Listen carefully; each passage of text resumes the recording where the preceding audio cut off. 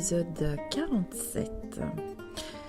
Je m'appelle Annette Pétavy, vous me trouvez sur le web à mon site www.annettepetavy.com. Ça s'écrit A-2-N-E-2-T-E-P-E-T-A-V-Y.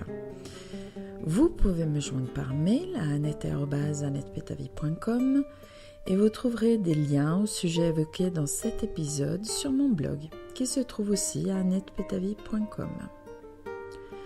Je suis aussi sur Facebook avec mon compte personnel à mon nom et ma page Annette Pétavy Design. J'ai une chaîne YouTube où vous êtes peut-être en train d'écouter et regarder le podcast et où vous trouvez aussi les épisodes de mon vlog. Et si vous êtes sur Instagram, eh bien, j'y suis aussi.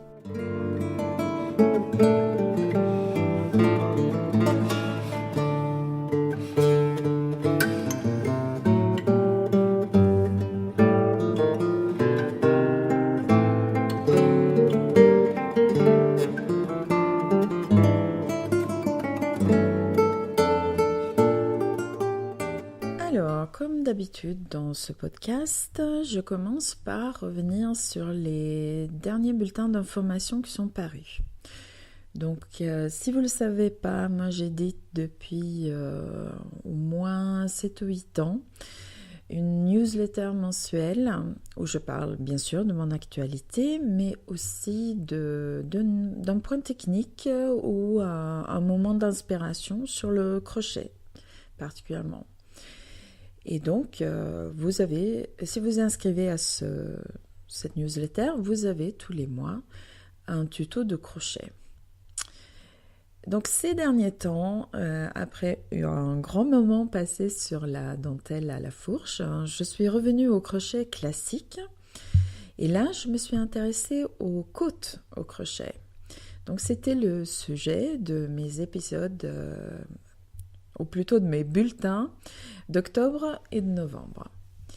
Alors, les côtes au crochet, j'ai parlé du type de côtes qui s'obtiennent en travaillant sous un seul brin de la maille.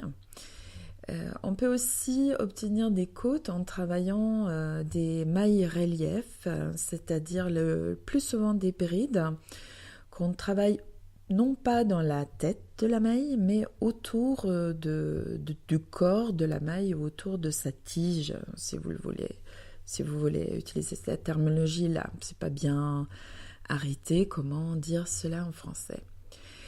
Donc, au départ, en fait, quand j'ai commencé à travailler sur ces bulletins, je me suis dit, je vais parler des deux. Et en fait, je me suis rendu compte assez rapidement que ces mailles relief, donc qui donnent des côtes, je dirais, exclusivement décoratives, parce que cela n'apporte pas vraiment d'élasticité, eh bien c'est un sujet à part entière. Je vais pouvoir m'y consacrer en 2017, je pense, parce qu'il y a vraiment beaucoup de choses à dire là-dessus. Et j'ai envie de m'y pencher parce que je pense que j'ai beaucoup de choses à apprendre moi aussi. Vous savez, le bulletin, il me sert souvent d'excuse pour approfondir un sujet sur lequel j'aimerais bien me pencher moi-même. Donc voilà, j'apprends et ensuite je vous transmets ce que j'ai appris. Donc, c'est pas ce type-là de côte au crochet dont j'ai parlé dans les bulletins d'octobre et de novembre, mais bien des côtes obtenues en travaillant sous un seul brin de la maille. Donc ces côtes-là ajoutent vraiment de l'élasticité à l'ouvrage et aussi beaucoup de relief ou de texture si vous préférez. Alors dans le bulletin d'octobre, j'ai commencé par explorer un peu différents types de côtes de crochet, donc différentes mailles ou points qui permettent de les obtenir. Donc la première façon, le premier point de côte, c'était les mailles serrées sous le brin arrière. Et on appelle ça souvent une maille serrée relief. Je trouve que c'est pas hyper précis parce que ça pourrait renvoyer à plein de choses différentes. Donc moi j'appelle ça des mailles serrées sous le brin arrière. Donc c'est des mailles serrées où quand vous regardez le dessus de votre maille ou par défaut, donc normalement vous piquez sous les deux brins qui forment le V sur la tête de la maille, et bien là, vous piquez seulement sous le brin arrière, c'est-à-dire le brin qui se trouve le plus loin de vous. Là, c'est pareil que ce soit au crochet ou au tricot. Quand on vous parle de l'avant, c'est la partie du travail qui vous fait face. Et quand on vous parle de l'arrière, c'est la partie du travail qui est le plus loin de vous. Donc, rien à voir avec l'endroit à l'envers. Là, on parle bien de l'avant et l'arrière. Donc ça, les mailles serrées sur le brin arrière, ce sont les côtes les plus connues, je pense, du crochet. Et il y a des gens qui m'ont dit que très longtemps, ils pensaient qu'il n'y avait que ça. Mais en fait, il y en a plein d'autres. J'ai parlé notamment des demi-brides sous le brin arrière. Donc là, c'est un point que vous voyez dans plusieurs modèles sur mon site. Et la particularité de ces côtes demi-brides sous le brin arrière, c'est que ça ressemble beaucoup au tricot. Et j'ai même eu des gens qui ne voulaient pas trop me croire quand je montrais, par exemple, une mitaine faite avec ça au niveau du poignet, quand je leur disais que c'était bien tout au crochet. Bon, pour moi, l'avantage de ce point, c'est pas forcément qu'il ressemble au tricot, parce que si je veux que ça ressemble à du tricot, ben, je tricote, parce que je sais faire les deux, comme beaucoup d'entre vous. Mais c'est aussi parce que ça donne des côtes bien élastiques et pas trop épaisses. Quelque chose qui se rapproche plus je trouve, que le maille serré sur le brin arrière à ce qu'on va voir dans le reste de l'ouvrage. Donc pour ça, je trouve que c'est intéressant. Donc comme je vous ai dit, il n'y a pas que moi qui aime bien ça. Vous les trouvez dans des modèles sur le site. Vous les trouvez notamment dans l'affiche de mitaine d'éclat du soleil qui s'appelle Chaud les mains. Et moi, un peu plus récemment, j'ai utilisé le même point dans mes mitaines Nadam. Donc là, on parle de demi-bride. Donc, et demi-bride sous le brin arrière. Et la difficulté des demi-brides, et c'est quelque chose dont j'ai déjà parlé sur le blog et dans les bulletins, c'est de correctement identifier les brins. Donc, si vous allez sur le bulletin, vous allez trouver des liens vers d'autres bulletins plus anciens qui expliquent comment bien trouver le brin arrière, parce que ce qui se passe, c'est que quand on regarde la demi-bride, quand on l'a devant soi, le rang ou le tour précédent qu'on vient d'exécuter, eh bien, on a l'impression de voir face à soi le V qui se trouve sur le dessus de la maille. Et en fait, c'est un leurre, parce que le V que vous voyez quand vous tenez l'ouvrage plat devant vous, c'est en fait le brin avant et le brin qui correspond au jeté que vous faites quand vous commencez à faire un demi-bride.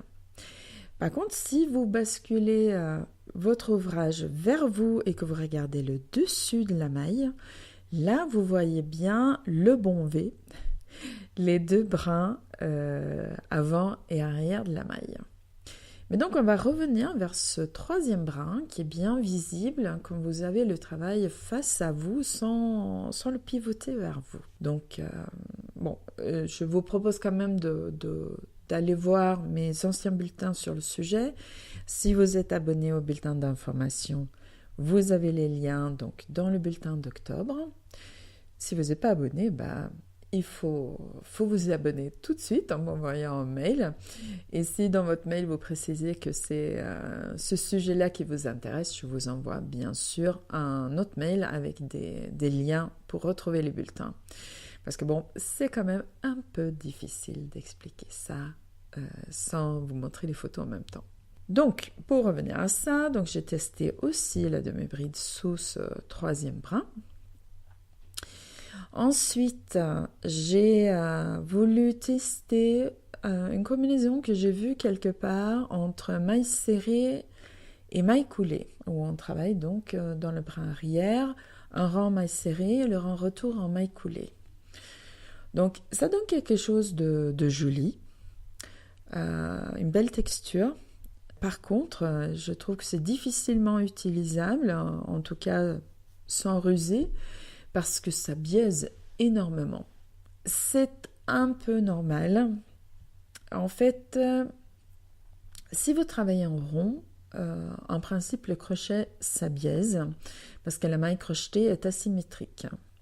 Et quand vous travaillez en aller-retour, bon, je schématise, mais parce que ça, on peut aller loin sur le sujet, mais quand vous travaillez en aller-retour, en fait, c'est tout droit parce que la tendance asymétrique de la maille crochetée, elle est contrecarrée sur un rang sur deux, puisque la maille travaillée de l'autre côté se trouve positionnée dans l'autre sens. Donc là, quand on combine les mailles serrées et les mailles coulées, c'est quelque chose qu'on peut noter aussi dans d'autres points où on alterne sur d'un rang à l'autre des mailles de hauteur différentes. En fait, cette compensation ne se fait pas pleinement et ça biaise. Donc, joli point, mais un peu difficile à utiliser. Geneviève m'a proposé peut-être d'essayer de faire tout le temps une augmentation d'un côté, une diminution de l'autre. Ça me paraît tout à fait faisable. En même temps, il faut se poser la question si ce travail et cette attention supplémentaire vaut le coup par rapport à la texture obtenue. À chacun de voir. Et ensuite, j'ai testé un point de côte qui m'intriguait depuis un moment, mais que j'avais eu un poil du mal à réaliser la première fois, donc du coup je l'ai laissé tomber et puis je ne l'ai pas repris. Mais ça m'est revenu à l'esprit en travaillant sur ce bulletin. Et c'est des côtes, ou je dirais peut-être un point, composé uniquement de mailles coulées sur le brin arrière. Et là, le résultat est tout à fait intéressant. Donc moi, je pense que quand même, mailles coulées, on peut monter un peu en taille de crochet. Mais réellement, qu'on le fasse ou pas, on a quelque chose d'épais, de moelleux, de très différent de ce qu'on imagine obtenir avec ces mailles coulées qui ont tendance toujours à être très fermes, très resserrées. Quelque part, ça me fait un peu penser à une sorte, parce que les comparaisons sont vraiment très hasardeuses, mais ça me fait penser à une sorte de point brioche au crochet, c'est-à-dire un point ou d'une manière un peu surprenante. Donc point brioche aux côtes anglaises, comme vous voulez, il y a deux façons de le faire. Et d'une manière un peu étonnante, on obtient quelque chose de beaucoup plus moelleux et souple que ce qu'on avait imaginé au départ. Cette dernière option s'avérait aussi assez étonnante quand j'ai fait un petit test dont je suis un peu fière parce que j'ai jamais vu ça, ce genre de comparatif ailleurs. Donc, en m'inspirant des techniques de couture et de la couture en maille, j'ai décidé que je voulais mesurer le taux d'élasticité de chaque type de côte. Donc, bon, j'explique dans le bulletin exactement comment j'ai fait. Mais toujours est-il qu'effectivement, ces côtes ne sont pas élastiques de la même manière, enfin, pas autant élastiques les uns que les autres. Et là encore, côté surprenant des côtes en mailles coulées sur le brin arrière, elles sont archi extensibles. Donc c'est très surprenant et ça vaudrait le coup de se pencher un peu sur ce point, vraiment.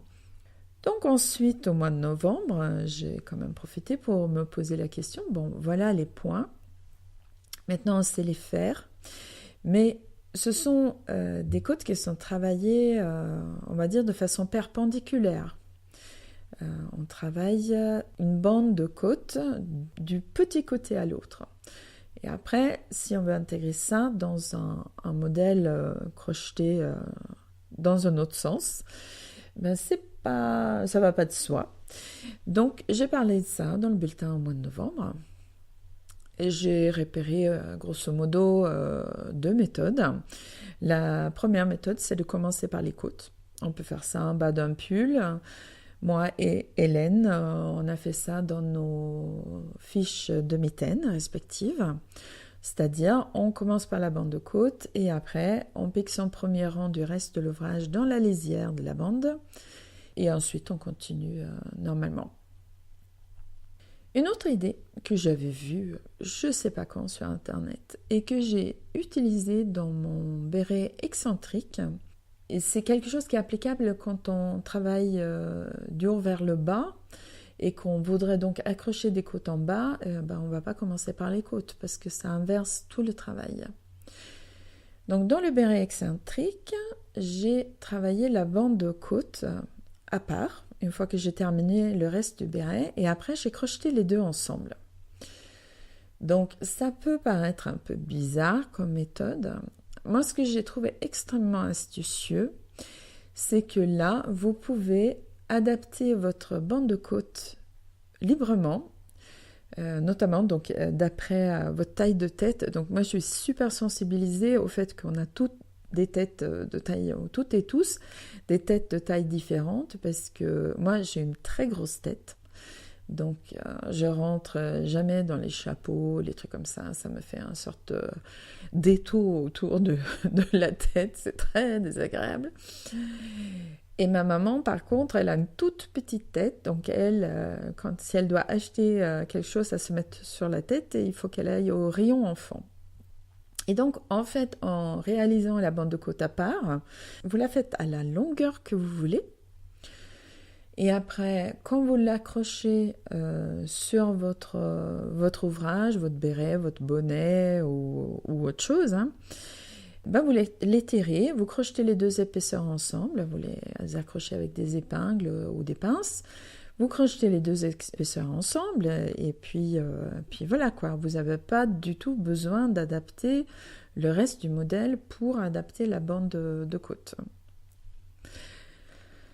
Et ensuite, donc, troisième méthode, c'est d'attacher les côtes au fur et à mesure qu'on les crochette. Donc là, on est dans la même configuration, la pièce est déjà faite, soit du bas vers le haut, soit du haut vers le bas. Mais c'est quand même souvent quand on travaille du haut vers le bas. Et là, on accroche les côtes au fur et à mesure qu'on les travaille. C'est-à-dire, on accroche son fil dans le bord. On monte une petite chaînette de la largeur de la bande de côte. On revient, la façon dont je vous ai montré, c'est en maille serrée. En maille serrée, on s'accroche dans le bord de nouveau et on revient en maille serrée sur le brin arrière. Bon, ça s'explique pas super bien à l'oral, donc je vous conseille de regarder le bulletin. Et donc, comme je vous ai dit, les côtes, ça donne de l'élasticité, mais ça donne aussi beaucoup de relief, beaucoup de texture. Et je vous avoue que, comme toujours, ces deux bulletins m'ont donné plein d'idées d'utilisation, on va dire plutôt originale de côtes. Bon, voilà. Et il ne reste plus qu'à trouver le temps pour réaliser tout ça. Ça risque d'être un peu hasardeux, mais j'ai quand même bien envie de faire un ou deux modèles où on utilise les côtes pour leur texture, en les intégrant avec d'autres points. Bon, voilà. On va voir si je trouve le temps de cogiter là-dessus.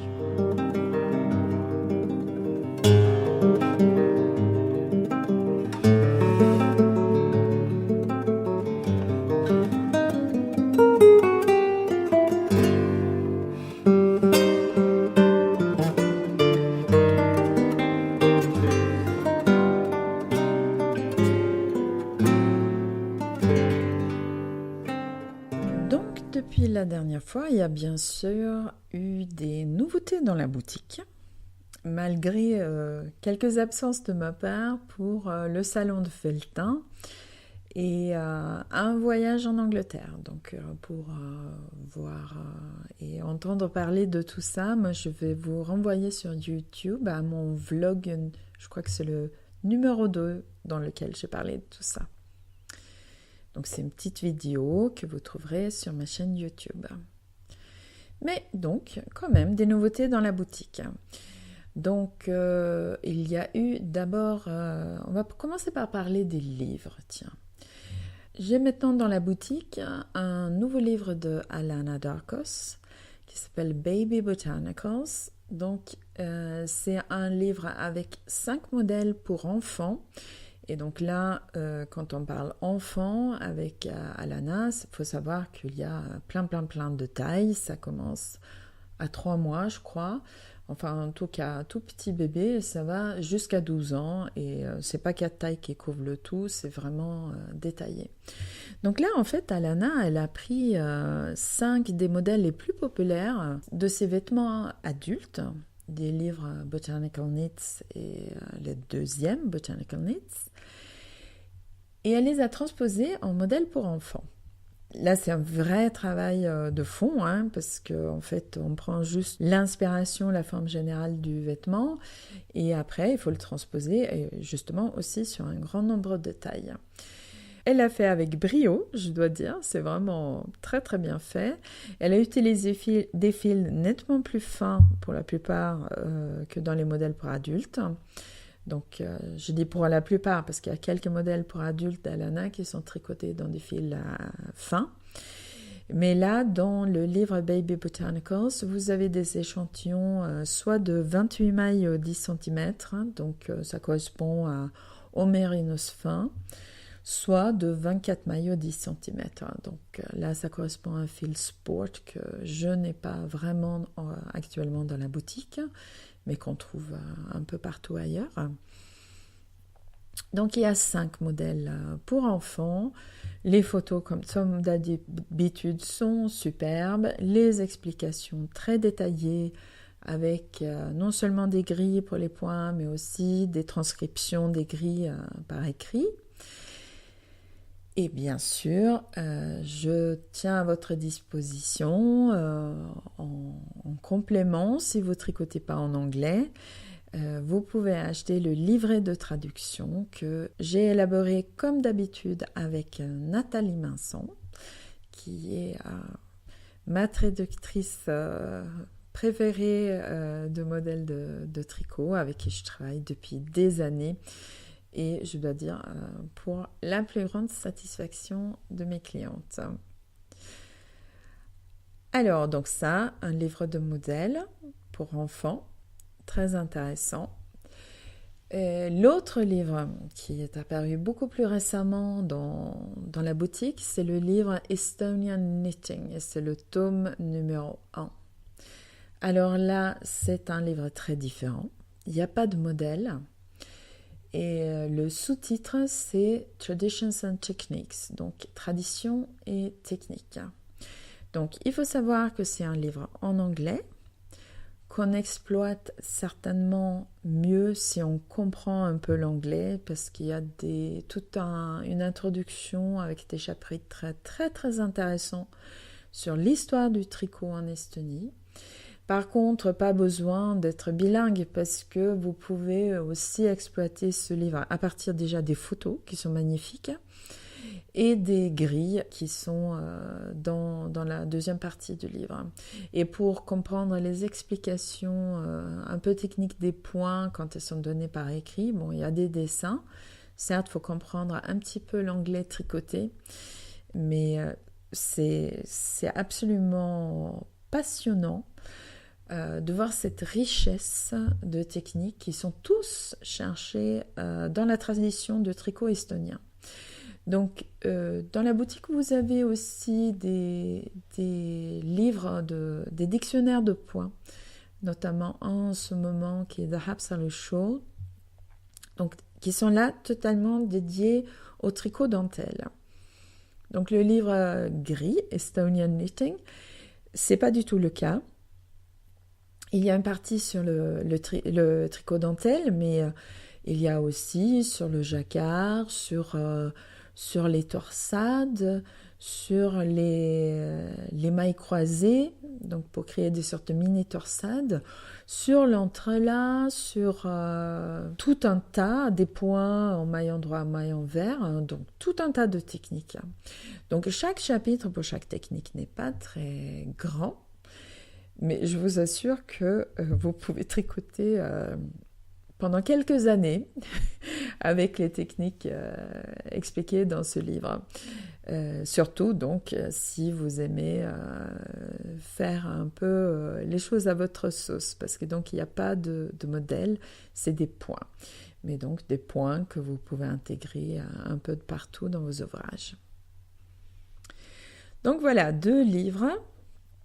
Je voulais vous parler aussi d'un fil, qui est le fil Beth Chatto, qui est un fil dentelle en laine et soie. Donc ça, vous m'avez déjà entendu parler des fils dentelle en laine et soie. Donc il s'agit du même fil de base que la London et que la Covent Garden. Donc la London est donc un fil teint en filature de manière uniforme. Covent Garden est un fil teint en toute petite quantité par ma copine Muriel. Donc c'est une teinture parfaitement artisanale où les écheveaux sont teints 2 par 2. Et Beth Chatto, donc la nouveauté, c'est toujours ce fil 50% laine, 50% soie, avec pas moins de 400 mètres aux 50 grammes. Là, le fil a été teint en petite cuve. Alors maintenant, je ne sais plus de tête si c'est 1,5 kg ou 2 kg de fil qui entre dans la cuve. Et avec des teintures végétales. Le fil a été teint de façon assez nuancée. Donc vous avez là un fil qui, pour moi, vraiment, il vibre. C'est des teintes plutôt douces, mais très vivantes. Donc avec des changements, c'est pas du fil multicouleur, c'est des changements à l'intérieur de même teinte, mais allant du très clair à assez foncé. Le coloris le plus foncé, l'Ammonium Night d'ailleurs, a des petites touches de jaune par ailleurs, c'est un turquoise très profond. Turquoise, bleu nuit, quelque chose, bleu canard, quelque chose dans ces contrées-là, c'est un petit peu difficile à dire, vraiment, dans des mots.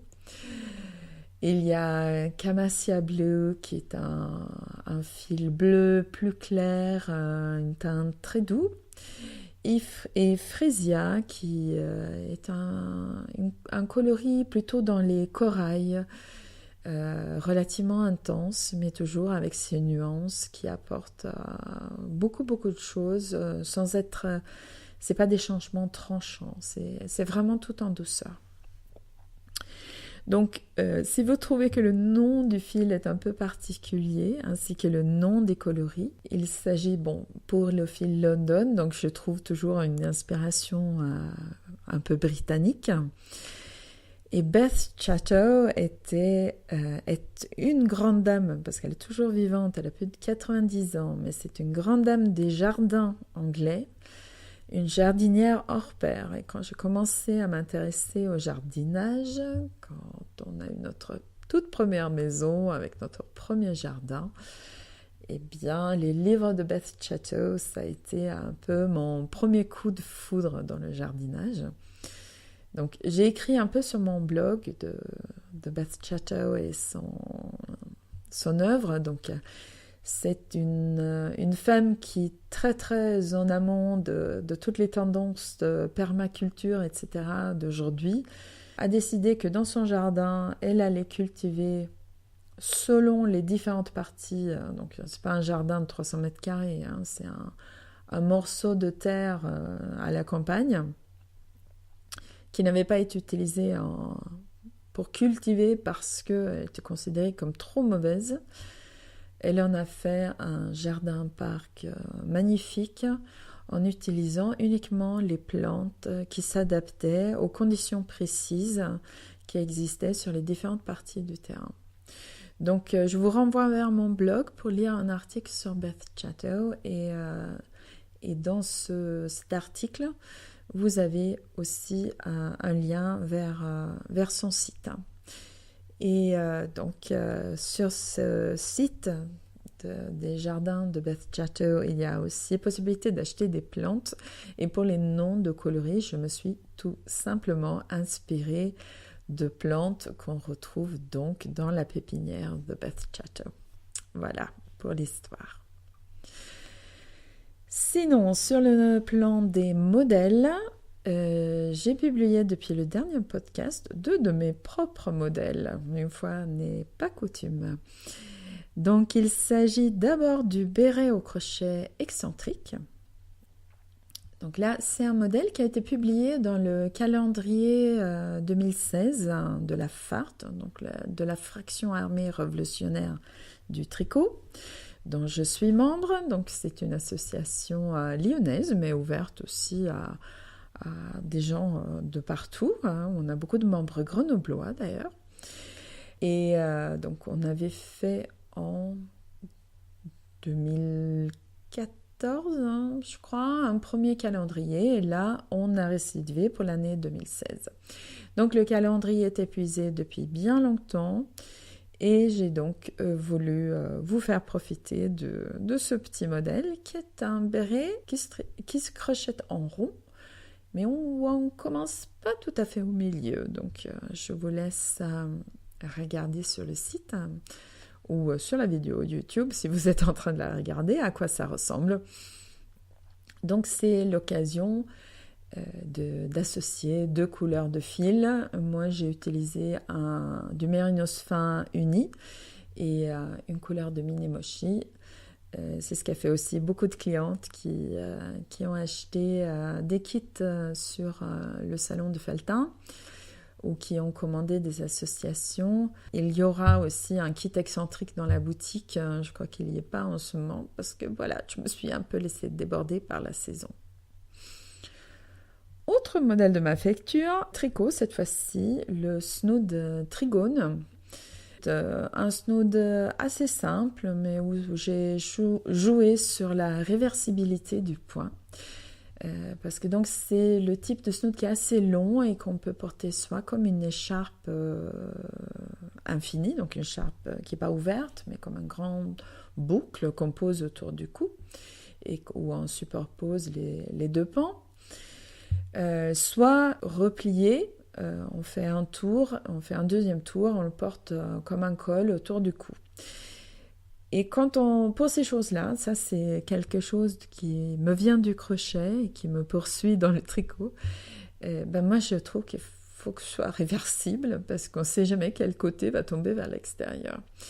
Et donc trigone, il y a un point, triangle, réversible en maillant droit, maillant vert. Selon ma copine Isabelle qui me l'a testé, c'est un point simple mais où il faut un petit peu se méfier, donc elle vous conseille d'utiliser des marqueurs pour bien délimiter les répétitions du point. Donc trigone se tricote avec 3 pelotes de mérinos moyen sur une aiguille circulaire de mémoire de 4,5.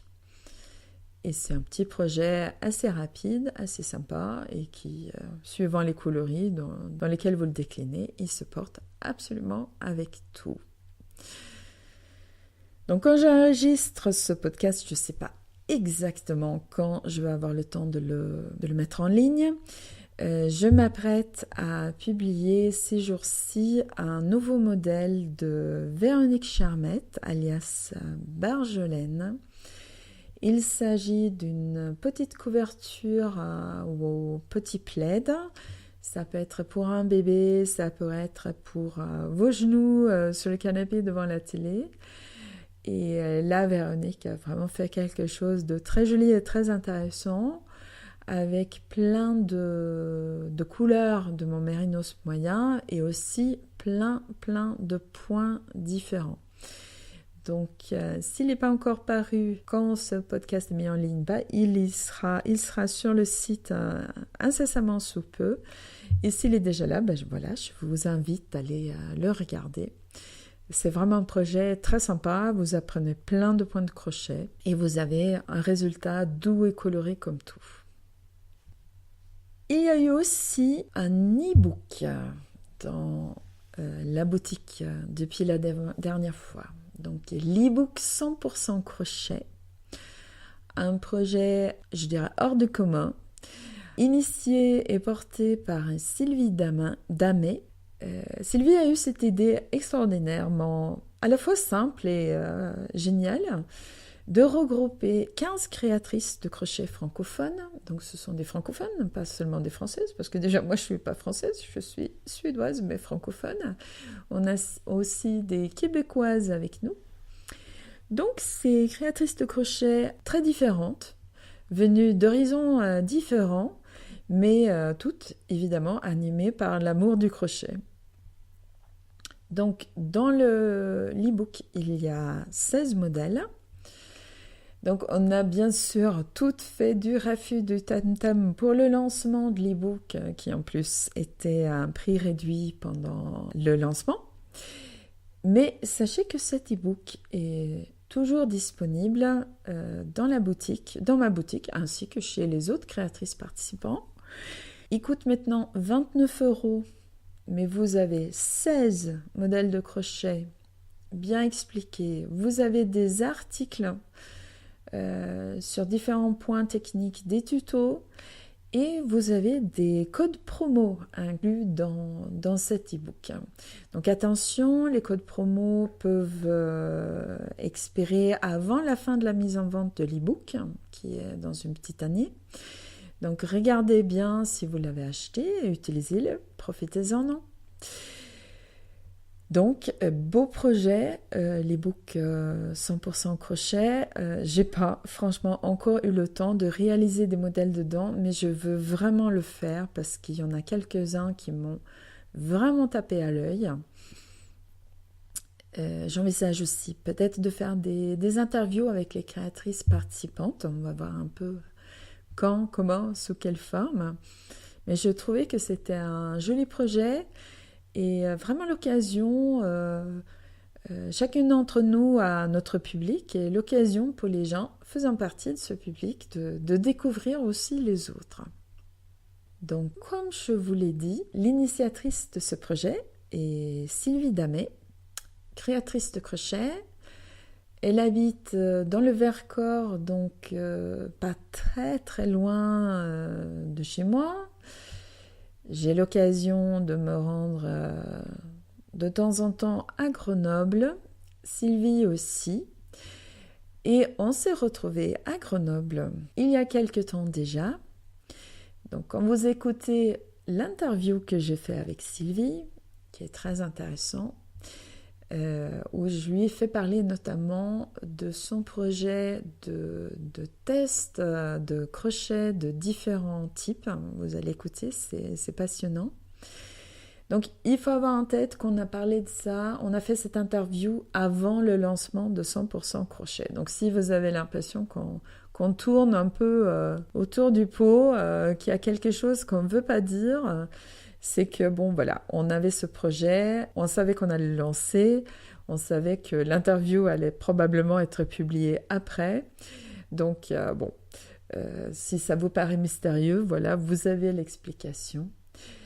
Et je vous laisse écouter l'interview faite donc il y a quelques semaines déjà avec Sylvie Damet.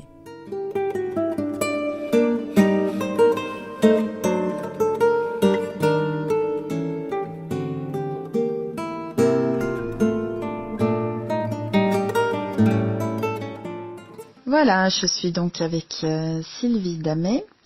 Et Sylvie, j'aimerais bien que, pour commencer, que tu te présentes. Je pense que certaines des personnes qui nous écoutent te connaissent, mais pas tous. Donc, qui es-tu ? La question difficile. Alors, je suis une designer de crochet, j'habite dans le Vercors. Et après avoir fait beaucoup de choses un peu dans tous les domaines de la laine, maintenant je fais essentiellement des patrons de crochet. Et je file un peu de la laine, mais je fais essentiellement des patrons de crochet. Et tu as envie ? C'est ton métier ? Alors oui, j'ai envie, en faisant beaucoup de traductions aussi, de traductions de modèles de tricot et de crochet, parce que les patrons uniquement, pour le moment, j'arrive pas à en vivre. Et ces traductions, tu les fais pour qui ? Pour des particuliers ? Pour des maisons d'édition ? Un peu tout, c'est-à-dire que je travaille pas mal pour Bergère de France, pour qui je traduis des catalogues donc vers l'anglais. Je traduis aussi pour beaucoup de designers indépendants ou de marques de laine, et puis des particuliers qui ont envie de tricoter soit des modèles américains, soit des américaines qui reviennent d'un super trip à Paris et qui ont craqué sur des modèles français, mais qui savent pas tricoter en français, donc je leur traduis les modèles en anglais pour qu'elles puissent les tricoter ou les crocheter. Oui, je te fais préciser parce que ça peut peut-être intéresser des personnes qui écoutent. Donc, tu es designer de crochet. Quel type de modèle crées-tu? Actuellement, je crée surtout des modèles de vêtements au crochet. Visiblement, c'est quelque chose que... Alors, c'est peut-être pas ce que les gens crochettent le plus, mais déjà, moi, c'est ce qui me plaît, c'est ce que je porte. Aujourd'hui, j'ai un pull au crochet. Et je pense que c'est un domaine dans lequel il y a beaucoup de choses, peut-être pas à inventer, mais à développer. Donc, c'est un domaine qui est très intéressant. Donc, je fais beaucoup de pulls, de gilets, et je fais pas mal de gilets à très très longue capuche, un peu elfique, notamment. Donc, ça, c'est quelque chose qui peut-être me différencie d'autres gens. Et tu travailles quel type de fil? Alors ça, on en parlait tout à l'heure avant l'interview. Je ne travaille pas tous les fils très doux, les mérinos, les fils de yak, etc. Moi, en général, je suis plus dans les matières, on va dire un petit peu rustiques. Donc, par exemple, j'utilise de la laine islandaise pour certains de mes pulls, qui est un peu à la limite de la laine acceptable par rapport à la peau, on va dire, pour certains pulls. Et je sais que certains ne l'aiment pas. Moi, j'aime bien, puis j'aime beaucoup le rendu. Donc, j'utilise des fils assez gros, souvent pour mes pulls, disons pour aiguille 5, le worsted weight, ou un peu plus. Voilà, c'est un peu le type de fil que j'utilise en général. Et qu'est-ce qui te plaît dans ces fils? Alors déjà, il y a peut-être un petit côté flemme en fait, c'est que j'aime pas crocheter avec des fils trop fins parce que à la fois ça prend plus de temps, mais aussi au niveau du design, ça veut dire beaucoup plus de précision et au niveau de la répartition des augmentations, de ce qu'on va planifier de faire. Et puis j'aime bien le rendu. Maintenant, je commence un tout petit peu à faire des châles, donc je commence à accepter de crocheter avec des fils plus fins. Donc on va voir où l'avenir nous mènera.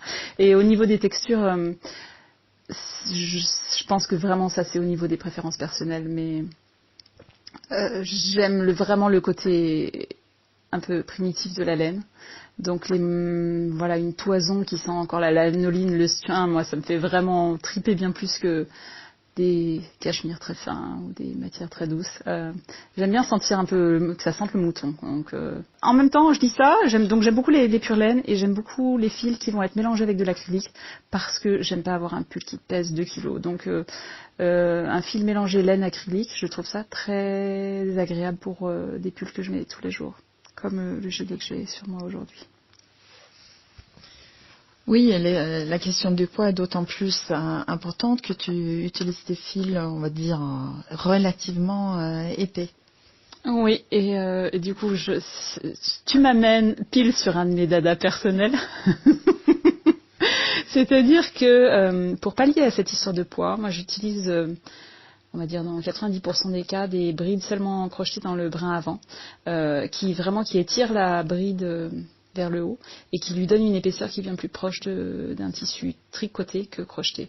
C'est-à-dire que la bride classique dans les deux brins, c'est très bien, je trouve, pour plein de choses. Ça peut être des mitaines, ça peut être des sacs, ça peut être plein de choses. Pour un vêtement, je trouve ça pas adapté. Donc, et à la fois au niveau épaisseur, mais aussi au niveau du poids, ça donne le fait de crocheter seulement dans la bride, dans le brin avant, permet d'avoir des vêtements qui, au final, sont plus légers aussi. Oui, moi je trouve aussi que effectivement, je fais pas mal de vêtements soit en bride, soit en demi-bride dans le brin avant. Je trouve aussi que ça apporte une souplesse et un drapé au résultat qui est très intéressant justement pour un vêtement. Tu m'enlèves les mots de la bouche. Alors là, à l'instant, tu m'as montré pour comparer justement les effets suivant comment on travaille la bride dans les deux brins, dans le brin avant ou dans le brin arrière. 3 mini-pulls. Est-ce que tu peux expliquer un peu plus ce que sont ces mini-pulls? Alors, ce sont 3 petits gilets que j'ai faits qui vont être on va dire des petits exemplaires uniquement pour s'exercer. Pour ceux qui trouvent que crocheter un pull c'est compliqué, donc je voudrais leur montrer que c'est très simple à faire avec la méthode top-down. On va faire je vais publier ça en fait sur mon blog d'ici très peu de temps. On va faire un petit gilet tout simple avec une petite bordure en picot. Et après, je vais juste donc donner des variantes pour le faire aussi dans le brin avant ou dans le brin arrière. Et le but du jeu, ce sera, en plus de savoir que crocheter un pull c'est facile, de voir que le rendu est assez différent et donc d'être conscient de ces différences, parce que j'aimerais bien que les gens... je pense que chaque variation a ses intérêts et peut être très adaptée à certains types de projets, mais ce qui est bien, c'est de savoir vraiment ce qu'on fait et de savoir pourquoi on choisit soit de crocheter dans les deux brins, soit de crocheter dans le brin avant, soit dans le brin arrière. Donc voilà, ça ce sera un projet qui va arriver bientôt. Donc on sent que tu as vraiment une mission pédagogique là-dedans. Est-ce que tu peux élaborer un peu plus sur comment on partage ça avec toi? Comment est-ce qu'on peut apprendre tout ce que tu as appris pendant toutes ces années de crochet? Tu avais parlé du blog. Est-ce qu'on peut te suivre ailleurs aussi? Alors oui, donc là je vais mettre ça sur mon blog. Le but du jeu, je vais aussi le partager sur ma page Facebook. Alors il suffit de chercher Sylvie Damé sur Facebook. Je vais mettre ça aussi sur ma newsletter. Ça risque de faire partie d'un e-book dont vous allez entendre parler bientôt. Et donc ce sera gratuit en fait sur mon blog. Donc tout le monde. Le but du jeu, c'est que le plus de monde puisse avoir accès à ça et le faire. Donc je vous invite à le partager avec vos copines, les copains crocheteurs. Donc tu as vraiment réfléchi sur l'exécution du crochet, mais tu es probablement aussi la personne que je connais qui a le plus exploré le matériel qu'on utilise pour crocheter. Donc ici, nous avons une petite mallette remplie de crochets. Déjà, explique-nous un peu le début de comment t'es venue cette idée de tester tous les crochets. Alors, comme tu dis, je pense que oui, le côté matériel du crochet m'intéressait. C'est à la base, je pense que, je ne sais plus par quel moyen, j'ai testé j'ai pas testé, mais j'ai acheté des crochets Susan Bates, qui sont des crochets qu'on trouve pas en France, donc je les ai achetés aux États-Unis. Une petite pochette qui a l'air de rien, avec 6 crochets dedans, et j'ai commencé à crocheter avec, et très vite je me suis rendu compte que je ne pouvais plus crocheter avec d'autres crochets que ça. Cependant, on va dire que je connaissais ces crochets-là et peut-être un ou deux modèles de crochets vintage, donc j'avais du mal à voir si c'était vrai, si j'étais très objective dans ma préférence pour ces crochets-là. Du coup, je me suis dit qu'il faudrait quand même que j'essaye un peu toutes les autres marques de crochets dont voilà, les autres crocheteurs étaient peut-être très fans. Et ça a commencé peut-être par une copine qui était prête à me prêter des Adis, et puis je me suis dit qu'il faudrait que j'en essaye d'autres, et puis de fil en aiguille, en discutant, je me suis dit que j'allais faire une série sur mon blog, et que je pouvais demander aux marques si elles étaient intéressées pour me prêter des crochets pour effectuer ce test. Et voilà, maintenant j'ai comme tu dis, une bonne mallette, j'appelle ça ma boîte magique. Je la trimballe avec moi quand je fais des petits festivals, des marchés artisanaux, etc. pour partager donc cette découverte avec les autres crocheteurs. Je leur propose de tester, je crois que j'ai 13 modèles de crochets différents, 13 ou 14. Et donc le but du jeu, c'est vraiment de voir que au final, chacun a ses préférences. Ma préférence reste en fait à confirmer que j'aime toujours les Susan Bates. Donc c'est un test qui était très intéressant, mais aussi très constructif pour moi. Mais au moins maintenant, je sais argumenter pourquoi je préfère ces crochets-là. Vraiment de façon très objective, je peux dire que ces crochets me conviennent à moi pour ma pratique personnelle, mais je sais très bien, et cet été en Bretagne, j'ai fait tester les crochets là à, je crois, plus de 30 personnes à la suite d'un week-end, que certains vont avoir d'autres préférences, et vraiment, il n'y a pas de souci là-dessus. Ça dépend de la façon dont on tient le crochet, ça dépend des pratiques de chacun, de si on on tire beaucoup sur le fil, si on appuie beaucoup sur son crochet, si on fait que des mailles serrées ou que des brides, ça dépend de énormément de choses. Et puis vraiment au niveau de la tenue du crochet, ça me fait réaliser aussi qu'il y a presque autant de façons de tenir son crochet que de crocheteurs. Donc c'est difficile pour les marques de faire un crochet qui va s'adapter à toutes les mains, mais c'est bien, parce que comme ça il y a de la place pour tout le monde. Oui, donc tu as dit que tu pouvais fortement argumenter pour les Susan Bates, donc on veut entendre tes arguments. Alors, d'abord, je répète, et je dis bien à chaque fois, les Susan Bates me conviennent à moi pour ma pratique. C'est-à-dire que moi, je fais essentiellement des pulls en bride, et donc j'ai besoin d'un crochet qui aille très vite, parce que je peux pas passer des mois à faire un pull, c'est un peu logique. Et par ailleurs, quand on fait des brides, on n'arrête pas de tirer les fils les uns après les autres, donc j'ai besoin d'un crochet qui ne rate jamais une maille. Donc, et pour moi, le Susan Bates rentre 100% dans ces critères-là. Et alors, sur mon blog, j'ai mis des photos. Il y avait d'autres personnes qui ont essayé, qui ont mis des photos. Mais ce qui est bien, c'est de regarder un crochet Susan Bates de profil. Et on voit que la tête ne dépasse pas par rapport aux manches, en fait. Elle est vraiment alignée. Alors qu'il y a d'autres crochets, notamment de marques françaises qu'on citera pas. Mais c'est pas que eux, c'est aussi plein d'autres crochets un peu basiques, ont la tête qui est un peu protubérante par rapport aux manches du crochet. Ça fait déjà une bonne différence parce que quand on tire le fil avec le crochet, la tête peut avoir tendance, pour ma pratique, à rester coincée un peu dans la boucle. Donc pour moi, les Susan Bates fonctionnent mieux parce que vraiment je peux tirer d'un coup et je sais qu'il prend le crochet à chaque fois. Par ailleurs, il y a d'autres paramètres, donc on en parlait avec toi Annette tout à l'heure, on regardait les crochets. Il y a certains crochets dont l'ouverture, le bec on va dire, va être plus ou moins profonde. Là aussi, ça joue en fonction de la pratique et ce qu'on veut faire. Il y a des crochets dont la partie du manche qui va être de la dimension souhaitée, donc par exemple pour un crochet 3 mm de diamètre 3 mm, cette partie-là va être plus ou moins longue. Certains crochets, par exemple, peuvent être très bien pour beaucoup d'autres critères, mais on va avoir une partie sur laquelle peuvent s'entreposer les boucles qui va être très courte et visiblement pour le point bullion, oui, on dit, oui, en freeform, et ben c'est pas du tout adapté parce que ça rentre pas dans cette partie-là. Donc tout ça, c'est des critères qui rentrent en compte quand on choisit son crochet et quand on les essaye.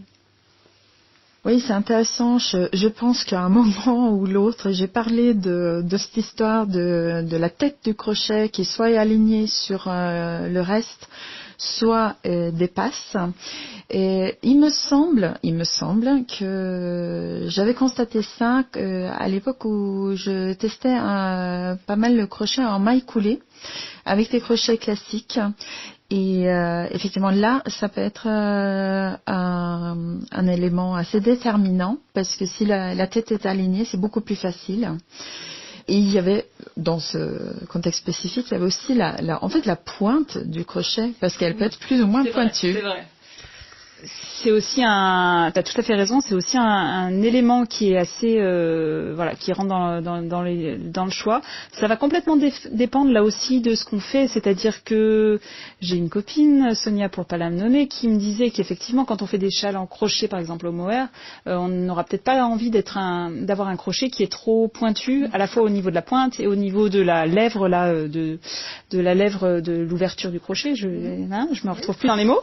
Donc ça, c'est des choses qui dépendent là de sa pratique. En revanche, moi, pour ma pratique à moi, des choses très pointues, très acérées, ça, c'est parfait pour moi. De même, souvent sur des vêtements, personnellement, je reprends les mailles par exemple sur les demi-devants, on fait des bordures et parfois pour arriver à ce que ça se voit pas trop, on pique le crochet carrément à l'intérieur d'une maille. Si on a un crochet qui est pas très pointu, c'est un petit peu compliqué à faire. Maintenant, une fois qu'on a dit tout ça, je trouve qu'il faut vraiment pratiquer parce que sur le principe j'aime les crochets pointus et j'ai besoin d'un crochet pointu, mais j'ai un de mes crochets là que je suis en train de te montrer, Annette, voilà, qui est un Furs Candy Shop, qui est un petit crochet en résine qui est assez mignon, mais qui n'est pas du tout pointu. Quand je l'ai vu, c'est-à-dire qu'il est presque à 90 degrés au niveau de la pointe, quand je l'ai vu, je me suis dit c'est pas possible, ça va être horrible. Et ben j'ai crocheté avec et j'avais aucun souci pour rentrer rentrer le crochet dans les mailles, et j'ai trouvé qu'il était très agréable. Donc voilà, c'est juste pour dire que j'ai aucune certitude. Sur le principe, je préfère un crochet pointu, mais je pense qu'il faut à chaque fois leur laisser la chance de les tester et de voir avec la pratique ce qu'on préfère. Oui, il faut donc essayer et en fait, je suis ravie de ce que tu me dis là parce que des fois, moi, je me demande pourquoi j'ai autant de crochets différents et si je devrais pas arrêter d'agrandir ma collection personnelle. Mais maintenant, j'ai plein de raisons pour justifier ça en fait. Ah oui, c'est sûr. Alors déjà, il y en a certains qui sont des beaux objets et on peut pas dire, mais on est quand même des crocheuses, on aime bien les beaux fils et on a le droit aussi d'aimer les beaux crochets. Donc ça, c'est d'abord primordial. Mais par ailleurs, suivant ce que tu fais et puis on va dire suivant les circonstances aussi, c'est-à-dire que moi il y a des crochets que j'aime beaucoup. Là, je suis en train de crocheter un pull avec un crochet en bois qui a été fait à la main par Monsieur Jimbo aux États-Unis, qui est magnifique, mais que si jamais je pars, on va dire en voyage en train sur un trajet, je ne vais pas l'emporter avec moi parce que j'aurais peur de le perdre, ou j'aurais peur qu'il se casse, ou j'aurais peur de plein de choses. Donc il y a certains moments où je vais emporter des crochets qui sont peut-être moins de valeur, mais qui vont bien crocheter quand même. Et donc suivant les projets que tu fais, tu auras besoin de crochets différents. Donc non, il faut une grande collection. Et puis, puis comme ça, tu peux faire essayer à tes copines et puis elles peuvent décider lesquels sont les meilleurs pour elles. Oui, donc si vous repérez Sylvie dans un festival, sur un marché, avec sa petite mallette, qui, à mon avis, est une sorte de mallette de bricolage, j'ai à peu près les mêmes pour mon stock de crochets divers et variés. N'hésitez pas à l'approcher et demander à tester ses crochets. Qu'est-ce que tu as en route? Qu'est-ce qu'on peut attendre prochainement de la part de Sylvie Damé? Alors, parfois je me pose la question à moi-même parce que j'ai tellement d'idées, tellement de projets, je suis obligée de garder des post-it, des petits dessins devant moi. Non, plus sérieusement là, donc j'ai sorti un châle mi-octobre que j'aime beaucoup, voilà, qui s'appelle le châle Badiane, et j'ai sorti donc ou je suis sur le point de sortir, je ne sais pas à ce moment-là au mois de novembre, mais non, un petit pull, un petit gilet donc pour les débutants, pour montrer que c'est pas compliqué de crocheter un pull au crochet, vraiment c'est quand on connaît les points de base, ça se fait tout seul si c'est bien expliqué et tout simple et qu'on y va pas à pas. Et par ailleurs, eh bien dans la série des gilets à capuche, j'ai encore une idée qui me trotte beaucoup dans la tête. Donc j'espère qu'elle va voir le jour d'ici le printemps. On verra ça. Et de toute façon, on te suivra sur ton blog et sur ta page Facebook où tu annonces tout ça. Absolument, j'ai aussi une newsletter à laquelle vous pouvez vous abonner. Ce sera sur mon site, donc sur sylvidamé.fr. Mais oui, Facebook c'est super et j'aime beaucoup en fait le contact directement que je peux avoir avec vous, presque en instantané où on peut discuter. Celles qui ont un souci avec un patron, on pose la question, hop, dès que je suis disponible, je réponds. Elles m'envoient les photos, comme ça je peux voir aussi ce qu'elles ont fait. C'est un super moyen. Très bien, merci beaucoup Sylvie et j'espère qu'on aura d'autres projets communs à l'avenir.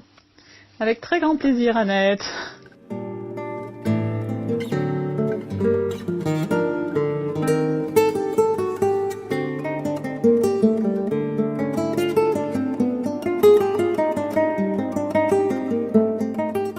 Voilà, j'ai l'impression que cet épisode va être vraiment long.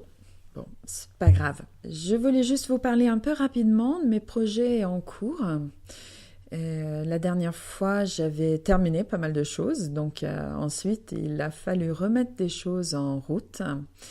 Je vous avais parlé du gilet Passing Showers. Il est toujours d'actualité. Il a bien avancé, mais ces derniers temps, j'ai dû le mettre un peu de côté pour d'autres choses, et notamment le calendrier d'Avent qui maintenant tient vers sa fin. Donc, je vais peut-être pouvoir reprendre mon gilet. Depuis la dernière fois, j'ai aussi commencé un nouveau châle de Rumihil parce que j'ai repris l'avion. Et si vous vous rappelez, j'avais commencé son châle Vertices quand je partais en Suède au printemps. parce que si vous m'avez pas suivi avant, vous le savez pas, mais donc bon voilà, je vous le dis, j'ai super peur de l'avion et donc j'ai besoin d'un projet thérapeutique quand je prends l'avion pour me concentrer sur autre chose que le fait que je suis dans une petite boîte métallique plusieurs kilomètres au-dessus de la Terre. Voilà. Donc Vertices, j'avais commencé pour partir en Suède, je l'ai terminé bien plus tard parce que c'est bien sûr pas un projet qui est forcément super actif tout le temps. Là, je me suis penchée sur la même collection de Romy Hill qui est sa collection de 7 petits châles asymétriques. Et là, j'ai choisi Swoop, un triangle qui est plein de rangs raccourcis. Et pour l'instant, je n'ai pas beaucoup avancé parce que c'est pas très loin, Londres, en fait. Hein. Le vol est assez rapide. J'hésite encore sur quelle méthode utiliser pour ces rangs raccourcis. J'ai commencé avec la méthode Carol Sunday, dont j'ai parlé sur le blog, que vous retrouvez dans la catégorie technique sur le blog. Bon, cette méthode, elle est superbe. Elle donne un résultat très net. Par contre, là, il y en a des tonnes de rangs raccourcis et je me suis rendu compte que ça me ralentissait pas mal. Donc, j'ai voulu faire plus simple et je me suis rendu compte qu'on voulait en faire plus simple. Donc, sur la partie en route actuellement, je fais assez compliqué parce que ce que je fais, c'est en réalité la méthode enroulée, entourée et tournée. Et bon, ma foi, c'est du wrap and turn et j'ai déjà constaté que ça, moi, dans du point mousse, ça va pas du tout. Moi, je tire trop sur les mailles. Je suis un peu brute, moi, quand je tricote, donc ça déforme, c'est pas joli. Donc, je vais finir la partie en route comme ça, pour que ce soit un peu uniforme. Et puis, je pense que je vais simplement tester juste tourner. Parce que dans le point mousse, je pense que ça peut marcher. S'il y a un trou, peut-être que je vais décider que ça fait partie du modèle, parce que je sens que avec le nombre de rangs raccourcis dans ce modèle, si je fais quelque chose de trop compliqué, je ne vais jamais le finir. Et ça serait vraiment dommage, parce que c'est un joli modèle, et en plus je tricote avec des fils Vilaine, ma copine Marion, et j'avais vraiment envie de les utiliser ensemble. Alors, je vous avais dit que j'avais mis des choses de côté, notamment pour le calendrier d'avant, mais j'ai aussi fait un projet tricot, une fois n'est pas coutume, en moins de 2 semaines, très dernièrement. J'ai fait une écharpe pour ma voisine Ninette. Donc, si vous m'avez suivi sur Instagram, et je pense que j'ai répercuté sur Facebook aussi, vous l'avez vu en cours de route. Vous l'avez vu aussi si vous avez regardé le blog.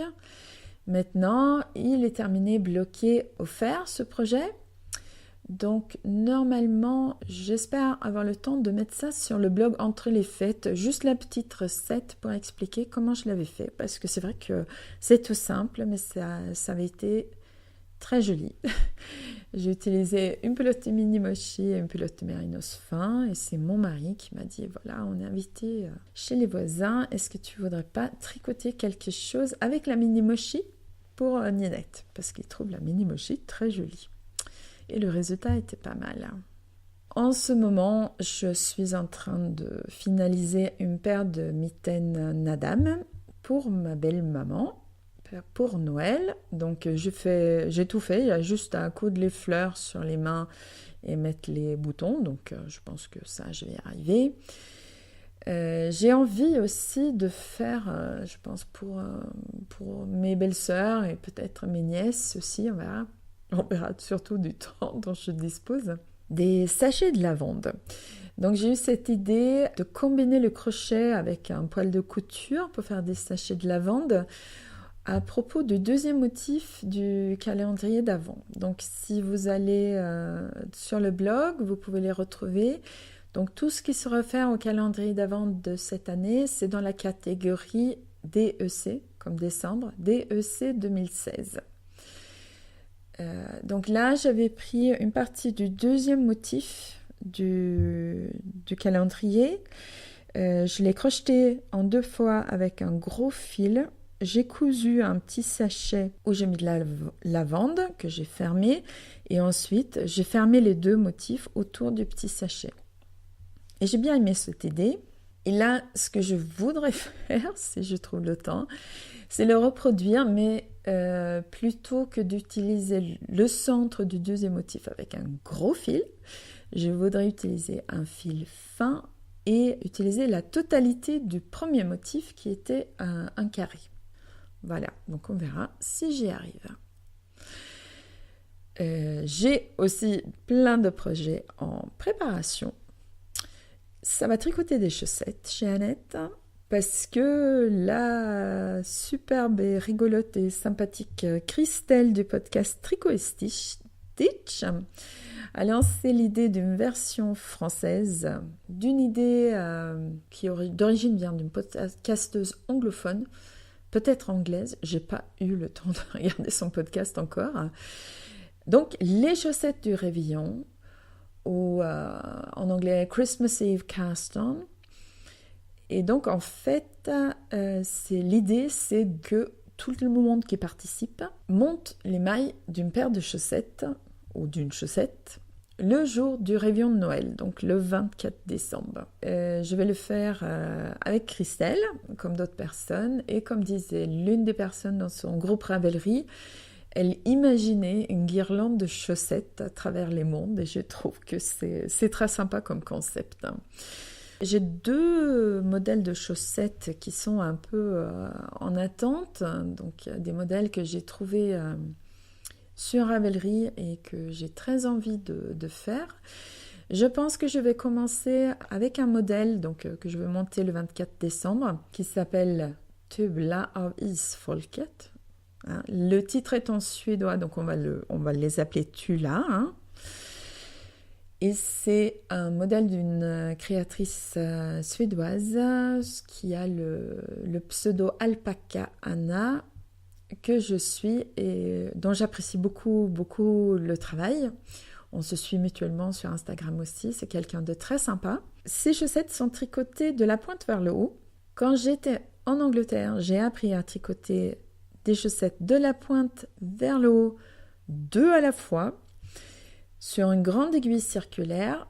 Je pense que là, je vais faire une chaussette à la fois parce que je voudrais que ce soit un projet nomade. Ça fait bien longtemps que mon sac à main ne contient pas de projet et là, il faut remédier à cette situation. Donc, je pense les faire une à la fois. D'une part parce que ce sera plus nomade, plus facile à porter. Et d'autre part parce que c'est un peu la dèche d'aiguilles autour de la taille 2,5. C'est un peu la honte parce que j'en vends, mais j'en ai plus en stock. Je passe ma prochaine commande IA après les fêtes, donc avec la population. Si vous cherchez des aiguilles, il va y en avoir. Je pense aussi que suite à mes apprentissages, je vais agrandir. Je crois que dans certains numéros, on trouve des circulaires fixes plus longues. Mais donc, la deuxième aiguille dans ces grosseurs-là que j'ai dégotées, elle sera dans mon stock perso, j'ai pas piqué dans le stock quand même. Elle sera dédiée à un autre modèle. Alors là, on est totalement en dehors de ma zone de confort, je vous le dis. Mon podcast suédois de tricot préféré lance un tricot mystère qui commence aussi le 24 décembre. Et là, il s'agit d'un bonnet en jacquard. Et moi, le jacquard, c'est un peu le truc que je me dis depuis des années. Cette année, je m'y mets et je m'y mets jamais parce que j'ai une petite voix interne qui me dit que « Oh non, non, Annette, tu sais pas faire ça. Non, non, non. Toi, t'en es pas capable. » Comme dans mes projets 2017... un objectif, c'est de ne plus écouter ce genre de voix interne et que là, je trouve le projet super rigolo, ça va être customisable dans tous les sens et j'ai bien compris. Je vais pouvoir utiliser plein de petits restes de fil et j'ai décidé que si c'est moche et pas possible à porter, tant pis, j'aurais appris des choses et j'aurais fait un truc rigolo. Donc voilà, 2 modèles tricot à monter le 24 décembre. Il y a toute la famille de mon mari qui débarque pour le repas de Noël le 25 à midi. On verra s'ils auront quelque chose à manger ou pas, parce que j'aurais peut-être pas eu le temps de faire la cuisine, hein. Et donc ça, c'est des modèles, bien sûr, où je ne suis que tricoteuse. Et la part création est dans le choix de fil. Mais j'ai bien sûr aussi des modèles de création en cours. J'en ai un sur le crochet qui va pas tarder d'être fini. Et je pense que je vais lancer un test pour ce modèle. Et d'ailleurs pour un autre qui est dans les coulisses depuis pas mal de temps maintenant. J'ai aussi des échantillons de tricot, des échantillons de crochet qui attendent pour que je continue à travailler dessus pour en faire quelque chose d'intéressant. Et bien sûr, dans ma tête, c'est bourré archi plein d'idées. Il va falloir que je trouve une façon de gérer ce surplus d'idées. Pas trouvé encore, hein, c'est un problème permanent. Et bien sûr, il y a entre autres plein d'idées qui sont des suites autour des motifs du calendrier d'Avent. Donc à ce sujet, je voudrais juste vous dire que le calendrier d'Avent, bien sûr, les tutos seront sur mon blog pour toujours.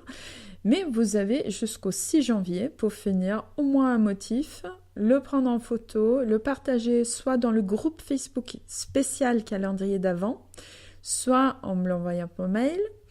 Et si vous faites ça au plus tard le 6 janvier, vous participez à un tirage au sort.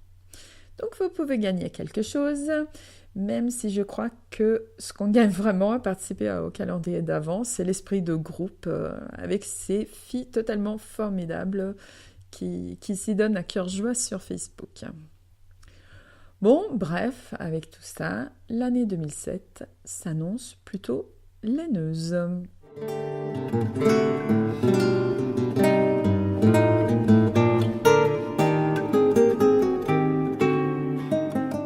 Et le moment est venu pour clore ce podcast. Ça sera probablement l'un des plus longs que j'ai jamais fait. Ce qui tombe bien, parce que je termine ce podcast avec pas un pincement au cœur, mais peut-être un peu de nostalgie. Parce que ce podcast sera le dernier sous cette forme-là. Si vous me suivez déjà depuis quelque temps, vous savez qu'à la fin 2015, j'ai annoncé qu'au lieu d'avoir l'ambition, rarement réalisée, mais l'ambition tout de même de faire un podcast mensuel, j'allais faire un podcast occasionnel pendant l'année 2016 et qu'à la fin de l'année, j'allais évaluer et voir comment j'allais continuer. Donc, voilà, j'ai évalué et j'ai décidé d'arrêter mon podcast audio. J'ai commencé un autre projet pour être en contact avec vous qui me plaît beaucoup. J'appelle ça le vlog, donc j'en ai fait 3 petites vidéos jusqu'à présent. Ce sont des petites vidéos, j'ai l'ambition qu'elles soient courtes. Au début, je pensais 10 à 15 minutes. Les 2 dernières font 30, mais des choses assez courtes, assez rapides, sous une forme très très simple en fait. J'allume ma webcam, je parle, je vous montre et je l'arrête et je mets ça en ligne sans créer beaucoup de travail pour moi autour. Ce qui a l'avantage que je pourrais le faire beaucoup plus souvent, de façon plus rapide et plus fréquente, et aussi bien sûr visuelle, parce que allez regarder les vlogs, je peux vous montrer tout ce dont je vous parle, notamment j'ai pu montrer le livre Estonian Knitting pour que les gens qui regardent puissent vraiment se faire une idée. Ce nouveau format me plaît beaucoup, je trouve que c'est très sympa. Et ça m'aide bien sûr à tourner la page du podcast audio. Je ne vous promets pas que je ferai plus d'audio parce que je vais me réserver la possibilité de le faire, par exemple, comme cette fois-ci avec des interviews. Quand je rencontre des gens intéressants, bien sûr, j'essaierai de les interviewer et faire un document audio. Alors, ces documents-là, audio-là, seront publiés sur YouTube, donc ça aura la forme d'une vidéo avec quelques photos.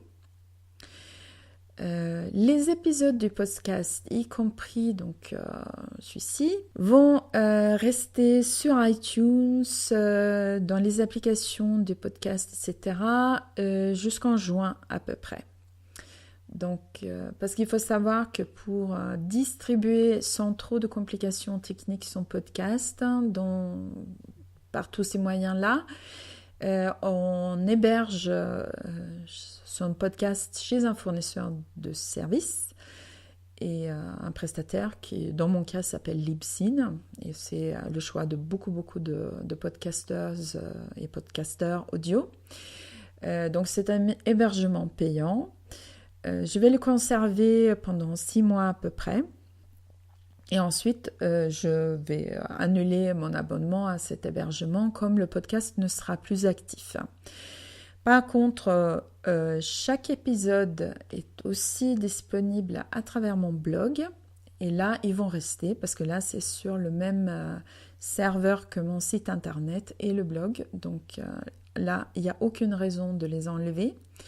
Vous pouvez y accéder par la catégorie podcast sur le blog. Pour donc ce qui est du vlog, donc c'est l'étape suivante que j'ai déjà commencé et qui me permet de tourner la page avec enthousiasme. Donc comme je dis, j'aime beaucoup faire ce vlog, un petit format, une forme très simple, avec du visuel en plus vivante que les photos qui illustrent le podcast audio. Donc vous trouvez ça sur YouTube, sur ma chaîne YouTube. Vous pouvez aussi les trouver à travers la catégorie vlog sur mon blog. Et désormais, ma chaîne YouTube est rattachée à ma page Facebook. Donc on peut aussi regarder toutes les vidéos que je publie sur ma page Facebook. Quelque part, c'est un peu triste, mais c'est juste pour continuer d'une autre manière, et une manière qui me convient mieux maintenant, qui a aussi ses avantages. Je sais très bien, j'écoute et je regarde beaucoup de podcasts et de audio et de vidéos. Je sais que c'est pas du tout la même chose, qu'on les regarde et qu'on les écoute pas au même moment, pas de la même manière. Mais voilà, c'est le moment pour moi de changer. Sur ce, je vous souhaite de très joyeuses fêtes. Je vous indique pour une dernière fois que la musique du podcast est la fugue de la sonate numéro 1 en sol mineur de Johann Sebastian Bach, jouée par Christophe Thibaud, et que pour trouver des liens au sujet évoqué dans cet épisode, vous pouvez vous rendre sur mon blog à annettepetavie.com/blog. Et je vous dis à bientôt sur YouTube, sur le blog, sur le site, sur les réseaux sociaux. Au revoir. Should old acquaintance be forgot and never brought to mind? Should old acquaintance be forgot and the days of old lang syne? For